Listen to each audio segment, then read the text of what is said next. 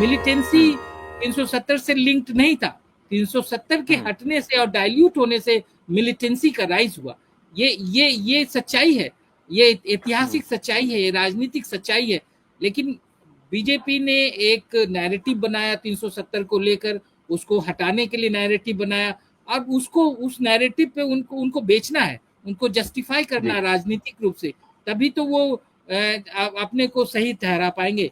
और मोदी जी जो भी बोल रहे हैं और बीजेपी जो भी बोल रही है, वो उसी कड़ी का, उसी झूठ को आगे बढ़ाने का एक सिलसिला है।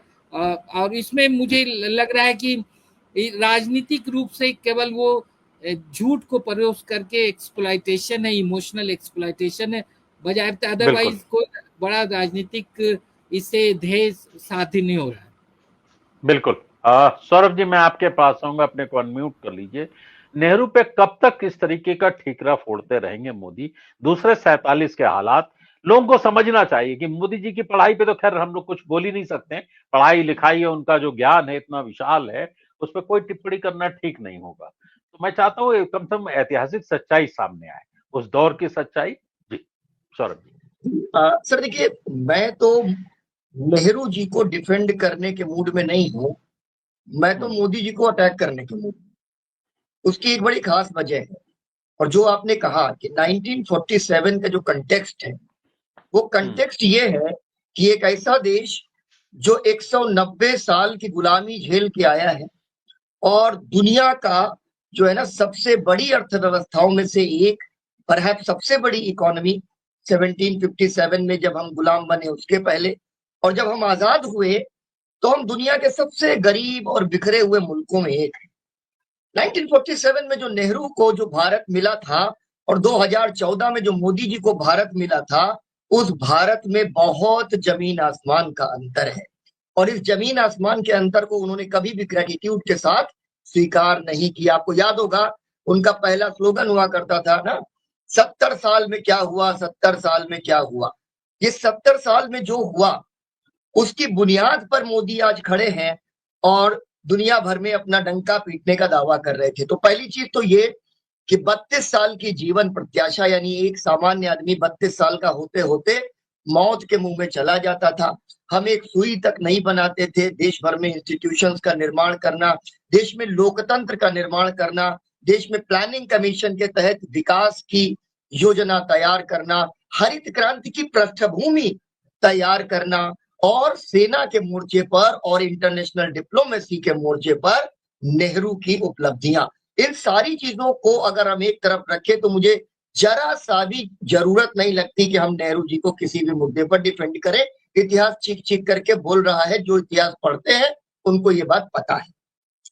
दूसरी बात, 1947 का जो कंटेक्स्ट मैंने कहा ना कि एक तो देश के अंदर के हालात, दूसरे दुनिया की जियोपॉलिटिक्स, मतलब ये 1945 सेकेंड वर्ल्ड वॉर खत्म होने के बाद एक नई प्रक्रिया, जो अमेरिका ने कहा कि हम एक नई प्रक्रिया बना रहे हैं, और 1942 में अमेरिका ने रूस को और ब्रिटेन को मजबूर किया अटलांटिक चार्टर साइन करने के लिए, और कहा कि भाई हम आपका विश्व युद्ध में सहयोग कर रहे हैं, लेकिन आप ये जो है हमें आश्वासन दीजिए कि विश्व युद्ध के खत्म होने के बाद आप दुनिया के देशों से अपने उपनिवेशवाद खत्म कर देंगे। उसको कहा गया कि ये विऔपनिवेशीकरण है। तो लगभग 47 में हम आजाद हुए, 45 में विश्व युद्ध खत्म हुआ, उसके बाद दुनिया में तमाम सारे देश आजाद हो रहे हैं क्योंकि अमेरिका ने सबको आजाद करवा लिया। लेकिन अमेरिका और ब्रिटेन इस बारे में बहुत सावधान है कि हमें पूरी दुनिया पर कब्जा भी करना है, और खासतौर पर अब अमेरिका की सरपरस्ती में कब्जा करना है। हमने 70 साल में क्या हुआ है क्या नहीं हुआ, हमने 70 साल में अमेरिका को अपने मुल्क का, अपने देश का, अपने वतन का सरपरस्त नहीं बनने दिया। ये नेहरूवियन डिप्लोमेसी का बहुत बड़ा कंट्रीब्यूशन है। और आज ये डोनाल्ड ट्रंप, जिसको कभी हम WWE में या WWF में कुश्तियां करवाते हुए देखते थे, जो एक ऐसा व्यक्ति जिसके लिए मेरे मन में ना किसी कोने में जरा सा भी सम्मान नहीं है, आज वो हमारी राष्ट्रीय अस्मिता को तार तार कर गया। मैं आपको बताऊं सर, मैंने अपनी उम्र में इससे ज्यादा अपमान किसी दिन एक राष्ट्रवादी होने के नाते महसूस नहीं किया जितना मैंने उस दिन महसूस किया जब डोनाल्ड ट्रंप ने ये ट्वीट कर दिया कि मैंने दोनों को कह दिया सीज फायर होगा। तुम कौन होते हो? ये मोदी जी का 56 इंच का सीना है कि हमने अमेरिका को कभी भी गुंडागर्दी नहीं करने दी। और यहाँ पे मैं कहूंगा कि इंदिरा गांधी ने गुंडागर्दी नहीं करने दी। इंदिरा गांधी ने कह दिया निक्सन से कि भेज दो 7वां बेड़ा, हम नहीं डरते। क्यों? ये कॉन्फिडेंस कहां से आता था? ये कॉन्फिडेंस आता था कि हमारे लिए रशिया तैयार बैठा है, यूएसएसआर तैयार बैठा था। हम दुनिया में इज्जत कमा के आए थे। हमने दुनिया में ऐसी साख बनाई थी कि दुनिया के तमाम देश हमारे साथ खड़े होना चाहते थे। और इसलिए यूएसएसआर जब हमारे साथ खड़ा हुआ, हमने पाकिस्तान को दो फाड़ कर दिया। अटल बिहारी वाजपेयी कारगिल के समय, और ये बड़ी महत्वपूर्ण बात है कि यहाँ पर सेक्टेरियन पॉलिटिक्स की बात नहीं है। पहलगाम के बाद जिस तरह अभूतपूर्व रूप से पूरा देश इस सरकार के और प्रधानमंत्री के पीछे खड़ा हुआ, वो हमारी राष्ट्रवाद की एक बहुत बड़ी कसौटी थी। तो हम लोग यहाँ पर अटल बिहारी वाजपेयी का भी जिक्र कर सकते हैं कि कैसे अटल बिहारी वाजपेयी ने क्लिंटन को रिस्पॉन्ड किया था। जब क्लिंटन ने कहा कि आप करगिल खत्म करिए वरना पाकिस्तान धमकी दे रहा है कि परमाणु युद्ध छेड़ देगा, तो अटल बिहारी वाजपेयी ने, वो तो अपना जिस तरह से बोलते थे, जिस अंदाज में कहा कि भाई ठीक है, मान लेते हैं हमारी आधी आबादी खत्म, लेकिन पूरा का पूरा पाकिस्तान तो अगले दिन का सूरज नहीं देखेगा। तो थ्रेट अगर आई है, कहीं से कोई धमकी दे रहा है, तो उस धमकी का जवाब देना आना चाहिए। ये कॉन्फिडेंस यहाँ पर होना चाहिए।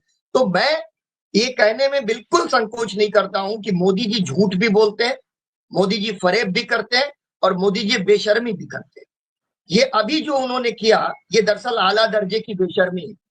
मैं आपको बताऊं, मुझे किसी एक बड़े सीनियर जर्नलिस्ट ने कहा कि बड़े अखबार के सर्वेज कंडक्ट करवाए गए कि ये जो पहलगाम के बाद ऑपरेशन सिंदूर को जिस तरह से मोदी जी ने वापस लिया, उस पर जनता की प्रतिक्रिया क्या है? हमारी सेना का मनोबल जो है वो टूटा है या नहीं टूटा, आप लोग कैसे समझते? 80% लोगों ने कहा कि गलत तरीके से इन्होंने सीज फायर किया, और 20% लोगों ने कहा कि सही किया।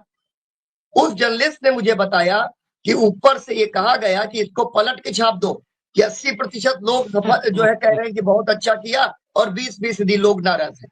तो ये इनको पता है कि इस देश की जनता ने इनको माफ नहीं किया, इस बार दिल पर ले लिया है। इसके पहले मुसलमानों पर बात आती थी, कोई बात नहीं, इस देश में किसी दूसरे मुद्दे पर, पटेल पर, नेहरू पर, गांधी पर कीचड़ उछाला जाता था, कोई बात नहीं। इस बार राष्ट्रीय अस्मिता का प्रश्न था, इसलिए देश की जनता के अंदर जो निगेटिव चार्ज है उसको एक बार फिर से डाइवर्ट करने के लिए इन्होंने नेहरू और पटेल की बाइनरी बनाने की कोशिश।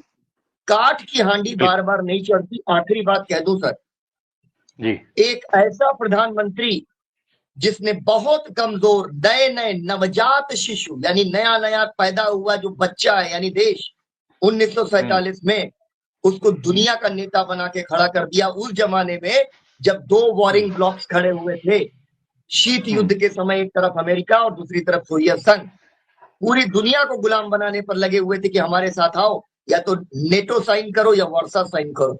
अपनी कमर, अपनी रीढ़ की हड्डी सीधी रखते हुए पूरे विनम्रता से गांधी का वो अनुयायी बोला कि परमाणु निशस्त्रीकरण के लिए और युद्ध के से विहीन विश्व के लिए हम काम करेंगे। हम गुट निरपेक्षता के पक्ष में हैं, और गुट निरपेक्षता के पीछे एक समय में 122 से ज्यादा देश खड़े थे। आज मोदी जी को यह भी जवाब देना होगा। मैंने कहा ना कि मैं नेहरू जी को डिफेंड करने से ज्यादा मोदी जी को अटैक करने के मूड में हूं। मोदी जी इस बात का जवाब दें कि गुट निरपेक्ष आंदोलन से हमने दुनिया में जो साख कमाई थी, वो साख उन्होंने 10 साल में मिट्टी में क्यों मिला दी कि एक भी दुनिया का देश हमारे पक्ष में खुलकर नहीं खड़ा।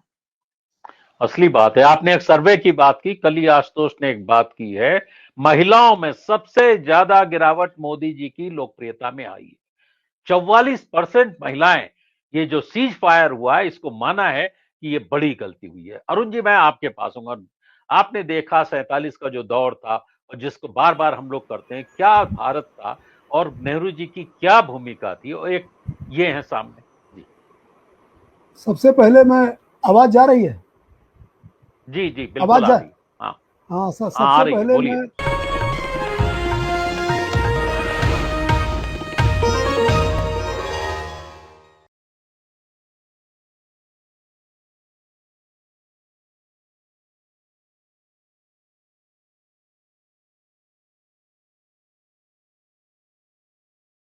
Copyright disclaimer under Section 107 of the Copyright Act 1976. Allowance is made for fair use for purposes such as criticism, comment, news reporting, scholarship, and research. Fair use is a use permitted by copyright statute that might otherwise be infringing.